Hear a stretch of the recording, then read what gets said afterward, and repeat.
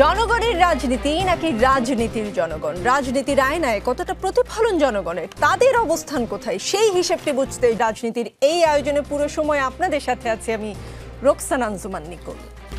দর্শক, আজকের রাজনীতিতে আমাদের সঙ্গে আছেন সাবেক সংসদ সদস্য ব্যারিস্টার রুমিন ফারহানা এবং আছেন জাতীয় নাগরিক কমিটির মুখ্য সংগঠক সার্জিস আলম। ব্যারিস্টার রুমিন ফারহানা, স্বরাষ্ট্র উপদেষ্টা বলেছেন যতদিন পর্যন্ত শয়তান নির্মূল না হয় ততদিন পর্যন্ত অপারেশন ডেভিল হান্ট চলবে। আচ্ছা, কে শয়তান আর কে ফেরেশতা, এটা মাপার কি কোনো যন্ত্র আছে? মানে কিভাবে তারা মাপবেন, আপনি কি বুঝতে পেরেছেন? আপনাকে অসংখ্য ধন্যবাদ। এই উক্তিটি শুনে আমার কাছে মনে হয়েছে খাজনার চেয়ে বাজনা বেশি, এটা আসলে বাঙালির মজ্জাগত সমস্যা। আপনি দেখেন, পুলিশ, আর্মি, বিজিবি, র্যাব, তাদেরকে আমরা নষ্ট করলাম, মানে সরকারে যারা ছিল তারা নষ্ট করলো, কিন্তু এক শুভ সকালে তাদের পোশাক পরিবর্তন করে আইডিয়া করা হলো এবার তারা ঠিকঠাক মতো কাজ করবে। আমরা যে কোনো একটা দেশের আইন শৃঙ্খলা পরিস্থিতি স্বাভাবিক রাখা, আইন শৃঙ্খলার অবনতি হলে সেটাকে শক্ত হাতে বন্ধ করা এবং এই অবনতির সঙ্গে যারা প্রত্যক্ষ কিংবা পরোক্ষভাবে যুক্ত তাদের দল মত, রাজনৈতিক মতাদর্শ, অরাজনৈতিক বিশ্বাস সকল কিছুকে একপাশে সরিয়ে রেখে কেবলমাত্র তার অপরাধের বিচারটি দেশের প্রচলিত আইন অনুযায়ী হবার কথা, এটাই একটা সভ্য রাষ্ট্রে হয়ে থাকে। আমার দেশে এগুলো হয় না। আমার দেশে হয় বড় বড় কথা, লুকিং ফর শত্রুজ কিংবা ডেভিল কি অপারেশন ডেভিল হান্ট, এইসব অদ্ভুত অদ্ভুত কথা। আমরা না আসলে ক্লান্ত জাতি হিসেবে, আমি ব্যক্তিগতভাবে বাংলাদেশের একজন নাগরিক হিসেবে আমার এখন সত্যিই খুব ক্লান্ত লাগে। দেখুন নিকোল, গাজীপুরে যে ঘটনাটা ঘটেছে সেই ঘটনায় কারা ঘটালো, কারা মদদ দিল, কারা সেটাতে উস্কে দিল এবং কেন মাঠে পুলিশ এবং সেনাবাহিনী মোতায়েন থাকা সত্ত্বেও এই ধরনের ঘটনা ঘটতে পারলো, সেটা স্বরাষ্ট্র উপদেষ্টার বের করার কথা, তাই নয় কি? কিংবা ধরুন 32 নম্বরে 2 দিন যাবৎ একটি বাড়ি ভাঙা হলো, মাটির সঙ্গে মিশিয়ে দেয়া হলো, আগুন দেয়া হলো এবং মানে এক ধরনের উৎসব মুখর পরিবেশে পুরো ঘটনাটি ঘটলো এবং তারপরে আমরা দেখলাম সরকার নিন্দা জানাচ্ছে। সরকার যদি শক্ত স্ট্যান্ড নিয়ে বলতো আমরা এটা সমর্থন করছি, কারণ জার্মানিতে নাজিদেরকে একেবারে মাটির সঙ্গে মিশিয়ে দেওয়া হয়েছিল, তাদের কোনো অস্তিত্ব রাখা হয়নি, ঠিক একইভাবে আমরা বাংলাদেশেও শেখের কোনো অস্তিত্ব রাখবো না, এটা যদি তারা বোল্ডলি ঘোষণা দিয়ে করতো তাহলেও মানুষ আশ্বস্ত হতো এই ভেবে যে ও আচ্ছা, সরকারের অন্তত নিয়ন্ত্রণ আছে, সরকার জানে ঘটনাটি ঘটছে এবং সরকার এটিকে ঘটতে দিচ্ছে বিকজ সরকার এটিকে সমর্থন করে। কিন্তু আমরা দেখলাম সরকার খুব কড়া ভাষায় বিবৃতি দিল তার একদিন পরে। মানে হোয়াট ডাজ ইট মিন? আপনি কি জনগণের সঙ্গে মকারি করেন? আপনি কি রাষ্ট্র পরিচালনাটাকে এক ধরনের ছেলে খেলা মনে করেন? এটা কিন্তু ছেলে খেলা নয় নিকোল। এবং 18 কোটি মানুষ, মতান্তরে 20 কোটি মানুষ কিন্তু হুমকির মুখে পড়তে যাচ্ছে সরকারের এই অযোগ্যতা এবং অপদার্থ লোকজনকে পদে বসানোর কারণে। আমরা অনেকেই অনেক আশা নিয়ে এই সরকার গঠন করা হয়েছিল এবং সেই সময়ে বড় বড় সকল রাজনৈতিক দল বলেছিল যে এই সরকার, আমাদের সরকার, এই সরকারকে কোনোভাবে ব্যর্থ হতে দেওয়া যাবে না। আমরা তো দেখছি সরকার ব্যর্থ হওয়ার জন্য মরিয়া হয়ে গেছে। সরকার যদি জনজীবনের ন্যূনতম স্বস্তিটুকু আনতে পারত। মানে এখন কি হয়েছে বাংলাদেশে, আমরা সন্ধ্যার পরে বহু বহু বহু বছর পর আবারও বেরোতে এখন ভয় পাই। আপনিও ভয় পান, স্বীকার করবেন কি করবেন না জানি না, আমি ভয় পাই ভাই। এবং আমি এটা সকল চ্যানেলে বলি, রাত হলে আমাকে আমার সঙ্গে আরেকটা লোক দিতে হবে গাড়িতে। এটা তো আমি গত 15 বছর বলি নাই। সো পরিস্থিতিটাকে আপনারা সেই জায়গায় নিয়ে গেছেন এবং আমি যখন সাধারণ মানুষ, সেই মানুষগুলো বিশ্বাস করেন কোনো রং লেবাজের মানুষ না, একেবারে আম জনতা। আপনার প্রোগ্রামের যে হেডলাইন, সেই হেডলাইনের মানুষজনের সঙ্গে আমি যখন কথা বলি তারা আমাকে গলা নিচু করে একটা কথা বলে, ভাই তাড়াতাড়ি নির্বাচনের ব্যবস্থা করেন, তাড়াতাড়ি একটা নির্বাচনের ব্যবস্থা করেন। কোন দিকে যাচ্ছে বাংলাদেশ?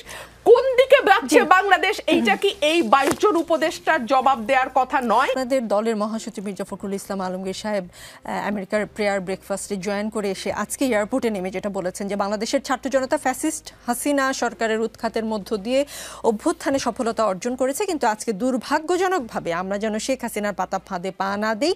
আজকে দেশের স্থিতিশীলতা বিনষ্ট হচ্ছে, অস্থিরতা সৃষ্টি হচ্ছে, এই জন্য সম্পূর্ণভাবে যে ফ্যাসিস্ট রেজিম ছিল সেই রেজিমই দায়ী, আমাদেরকে সাবধানতার সঙ্গে পা ফেলতে হবে। কিন্তু ছাত্র জনতা কি তাহলে পাতা ফাঁদে পা দিয়েই দিল? মানে যে বক্তব্যকে কেন্দ্র করে যে ধরনের ঘটনা ঘটেছে, এখনো ঘটছে, সেটা কি পাতা ফাঁদ ছিল কিনা? দেখুন, আমি এটাকে ব্যাখ্যা করি। আরেকটা বিষয়, বিএনপি আগে থেকে ফাঁদের বিষয় যদি জানি, আগে থেকে সতর্ক কেন করলো না? আমি আপনাকে একটু যদি ওনার বক্তব্যের যে অর্থটা আমার কাছে পরিষ্কার হয়েছে সেটা আমি বলি। ধরুন এই সময়টা যদি নির্বাচন না হয়ে নির্বাচনটা কোনো কারণে আরও 1 বছর 2 বছর 1.5 বছর পিছিয়ে যায়, সবচেয়ে বেশি লাভবান কারা হবে? সবচেয়ে বেশি লাভবান হবে আওয়ামী লীগ। কারণ এই পুরো সময়টাতে তারা এমন একটি অস্থিরতা তৈরি করতে পারবে যাতে যেই মানুষগুলো কোনো দলের সমর্থক না, কোনো দলের কর্মী বা নেতা নয়, যারা রাজনীতি মানে 5 বছর পর পর গিয়ে একটা ভোট দিয়ে আসে, এটুকুই তাদের রাজনৈতিক সক্রিয়তা, সেই মানুষগুলো একটা সময় তো ভাবতে বাধ্য হবে যে প্রতিদিন এখন যা হচ্ছে, কারণ প্রত্যেকের জীবনে কিন্তু এটা এফেক্ট করছে নিকোল। এখন এই এফেক্টে সাধারণ মানুষ যদি বিরক্ত হয় এবং মনে করে ধুর হাসিনার সময় তো খুব একটা মানে এরকম অবস্থা আমাকে করতে হয় নাই, হ্যাঁ, তো তাহলে কি তাকে আপনি খুব বেশি দোষ দিতে পারেন? এবং এই যে উফ শব্দটা, এই উফ শব্দটার মাইলেজ কিন্তু আর কোনো দল পাবে না, এটা ডাইরেক্টলি আওয়ামী লীগের ঘরে যাবে। সুতরাং আওয়ামী লীগ যদি মনে করে নির্বাচনটা আরো কিছু দূর পেছানোর জন্য যদি কিছু সমস্যা তৈরি করা যায় এবং তারা সেটা করে, তাকে তো আসলে খুব অস্বাভাবিক বলা যায় না। আর আওয়ামী লীগ এমন একটি দল যেই দলটি 91 সালে যখন বিএনপি ক্ষমতায় আসে তখন শেখ হাসিনা নিজে বলেছিলেন আমি একদিনও শান্তিতে থাকতে দেব না, এবং মাশাআল্লাহ উনি বিএনপিকে একদিনও শান্তিতে থাকতে দেননি। 94 সালে সংসদ বর্জন থেকে শুরু করে জামাতকে সঙ্গী করে মাঠের আন্দোলন, মানে উনি বিএনপিকে একদিনও শান্তিতে থাকতে দেননি। তো সেই সময়ের পরিস্থিতির সঙ্গে যদি আপনি আজকে চিন্তা করেন, পরিস্থিতি কিন্তু অনেক বেশি ঘোলাটে হয়েছে, জল কিন্তু অনেক দূর গড়িয়েছে। 91 সালের শেখ হাসিনা কিন্তু প্রধানমন্ত্রিত্বের স্বাদ পাননি, কিন্তু 2024-এর শেখ হাসিনা কিন্তু 20 বছর প্রধানমন্ত্রিত্বের স্বাদ পেয়েছেন। 96 থেকে 2001 এবং 8 থেকে 24, 20 বছর তিনি প্রধানমন্ত্রী হওয়ার স্বাদ পেয়েছেন। 1, 2 হচ্ছে 91-এ শেখ হাসিনাকে কিন্তু দেশ ছেড়ে পালাতে হয়নি, বেইজ্জতি হতে হয় নাই। 2024-এ শেখ হাসিনাকে কিন্তু পালিয়ে যেতে হয়েছে, যার 3 দিন আগে তিনি তার নিজস্ব কথা বলার একটি ভঙ্গি আছে, তো ওভাবে তিনি বলেছিলেন শেখ হাসিনা পালায় না, কিন্তু ওনাকে পালাতে হয়েছে। সো এই যে অপমান, দুর্দশা এবং তার অটোমেটিক যেই ট্রমা এবং তার যে বিদ্বেষ এবং জিঘাংসা সেখান থেকে তৈরি হওয়া, সেই সব কিছু মিলিয়ে পরিস্থিতি কিন্তু 91-এর মতো সহজ সরল নাই যে কেবলমাত্র হরতাল দিয়ে শেখ হাসিনা একদিনও শান্তিতে না থাকার মনোবাসনা চরিতার্থ করবেন। এই সময় কিন্তু তিনি আরো অনেক ভয়ঙ্করভাবে আসবেন এবং তিনি তাই করছেন। মির্জা ফখরুল ইসলাম আলমগীর সাহেব হয়তো তারই ইঙ্গিত দিয়েছেন। সার্জিস আলম, একটি টেলিভিশনের নাম উল্লেখ করে আপনি স্ট্যাটাস দিয়েছেন এবং বলেছেন তাদের ন্যারেটিভটা দেখতে বলেছেন ভাসুরের নাম মুখে নিতে এখনো তাদের লজ্জা করে। বলেছেন এই মিডিয়াগুলোকে শায়েস্তা না করলে 10 বছর পর তারা আমাদের নাশকতাকারী হিসেবে চিহ্নিত করবে। মিডিয়াগুলোকে কিভাবে, কোন উপায়ে শায়েস্তা করার পরিকল্পনা করছেন আপনারা? না দেখুন, আমরা পরিকল্পনা করছি ব্যাপারটা এরকম নয়, বাংলাদেশের মানুষের এটার পরিকল্পনা করা উচিত। বাংলাদেশ মিডিয়া শায়েস্তা করার অবভিয়াসলি আপনি আগে কথা শেষ করতে দিতে হবে। বাংলাদেশের মানুষের এই পরিকল্পনা করা উচিত যারা ওই ফ্যাসিস্টদের সময় যেভাবে ফ্যাসিস্টদেরকে প্রত্যক্ষ এবং পরোক্ষভাবে সহযোগিতা করে, প্রমোট করে, সফট পাওয়ার হিসেবে কাজ করে তাদেরকে ক্ষমতায় বসিয়ে রাখতে সহযোগিতা করেছে, তাদেরকে শায়েস্তা করতে হবে। এই শায়েস্তাটা বিভিন্নভাবে হতে পারে। এখন পর্যন্ত আমরা দেখছি যে ওই আওয়ামী লীগের বিভিন্ন জিনিসকে সফট ওয়ার্ড দিয়ে প্রমোট করা হয়, সাবেক মন্ত্রী বলা হয়। যেই খুনি হাসিনা, আপনি এটিতে একমত হবেন কিনা এই খুনি হাসিনার হুকুমে 1 থেকে 2,000 মানুষকে হত্যা করা হয়েছে? যদি হয় তাহলে তাকে আমার খুনি বলতে সমস্যা কোথায়? এটি কখনো বলা হয় না, বলা হয় সাবেক প্রধানমন্ত্রী শেখ হাসিনা কিংবা শেখ হাসিনা। আমাদের জায়গাটি খুবই স্পষ্ট, যেই মিডিয়ার মতো কাজ করবে না, তার প্রফেশনালিজম শো করবে না, যে মিডিয়া ক্ষমতার দিকে ছুটবে সফট পাওয়ার হিসাবে স্বৈরাচারকে প্রমোট করার, কিংবা যারা ধীরে ধীরে আসলে স্বৈরাচার হয়ে উঠতে চায় তাদেরকে প্রমোট করার চেষ্টা করবে, তাদের সাথে সংশ্লিষ্ট কোনো একজন ব্যক্তি হতে পারে, কোনো একটি প্রতিষ্ঠান হতে পারে, কোনো একটি হাউস হতে পারে, তাদেরকে শায়েস্তা করতে হবে এবং আইনগতভাবেই করতে হবে। আমরা মনে করি এটি যদি না করে, একটু শেষ করে শব্দটা আমি ওই আইন আর শায়েস্তা দুটি শব্দ বলেছেন, তো আপনি যখন বলবেন, আপনি তো একটা পাবলিক ফিগার, আপনি যখন বলবেন শায়েস্তা করার এবং তখন আপনার কথায় উদ্বুদ্ধ হয়ে যদি লিটারেলি কেউ শায়েস্তা করতে যায়, সেই দায় কি আপনি নেবেন? আইন আছে দেশে, গণমাধ্যম কমিশন আছে, সেখানে না গিয়ে আপনি বলে দিলেন শায়েস্তা করার কথা? না, অবশ্যই। দেখুন, যখন আমার চোখের সামনে এরকম জিনিস একটার পর একটা হতে থাকবে, আমি যখন কিছু প্রতিবাদ করব না, এই কথাটি কিন্তু আজকে থেকে 5 মাস আগে বলেনি অভ্যুত্থান পরবর্তী সময়ে, কিন্তু ধীরে ধীরে বলা শুরু করেছে। যেই অভ্যাসটি আজকে থেকে 6 মাস আগে তাদের ছিল। অর্থাৎ যখন আমরা কথা বলছি না, খুব ভালো সাজছি তখন তারা ধীরে ধীরে এই সুযোগটি নিচ্ছে। দেখুন আমরা আসলে সবচেয়ে বড় যে সমস্যাটি হয়েছে এই অভ্যুত্থান পরবর্তী সময়ে এই অভ্যুত্থানের নেতৃত্বে যারা ছিল, এই তরুণ প্রজন্ম যারা ছিল, তারা আসলে এখন একটা সমস্যার মধ্যে পড়ে গিয়েছে।